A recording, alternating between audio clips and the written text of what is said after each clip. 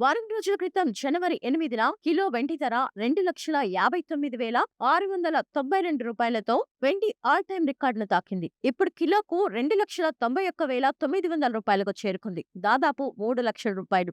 ఏడాది కాలంలోనే వెండి దాదాపు 200% ధర పెరిగింది. ఈ పెరుగుదల చూసి కొత్త పెట్టుబడిదారులు భారీ లాభాలు ఆశించి పెట్టుబడి పెడుతుంటారు. అలా ఆలోచించి మీరు కూడా వెండి ఈఎఫ్టీలో పెట్టుబడి పెట్టాలని అనుకుంటూ ఉంటే జాగ్రత్తగా నిర్ణయం తీసుకోవడం చాలా ముఖ్యం. వెండిని సోలార్ ప్యానెల్లో ఎక్కువగా ఉపయోగిస్తారు. 2030 నాటికి సౌర సామర్థ్యం సుమారు 17% చొప్పున పెరుగుతుందని అంచనా. కొత్త టెక్నాలజీ సౌర ఘటాలు పాత మోడళ్ల కంటే దాదాపు 50% ఎక్కువ వెండిని ఉపయోగిస్తాయి. ఈవీ వాహనాలు సాంప్రదాయ పెట్రోల్, డీజిల్ వాహనాల కంటే 67% నుంచి 79% ఎక్కువ వెండిని ఉపయోగిస్తాయి. ఛార్జింగ్ స్టేషన్లు, కేబుల్స్, ఎలక్ట్రానిక్స్ తో కూడా వెండిని ఉపయోగిస్తారు. ఇది డిమాండ్ ను మరింత పెంచుతుంది. అలాగే డేటా సెంటర్లు, సర్వర్లు, సెమీ కండక్టర్లు, ఏఐ హార్డ్వేర్లకు కూడా వెండి అవసరం. రాబోయే 10 సంవత్సరాలలో యుఎస్ లో డేటా సెంటర్ నిర్మాణం 57% పెరుగుతుందని అంచనా. పైగా వెండికి డిమాండ్ పెరుగుతున్నా సరఫరా మాత్రం అంతగా లేదు. దీనివల్ల మార్కెట్లో వెండి కొరత ఏర్పడుతోంది.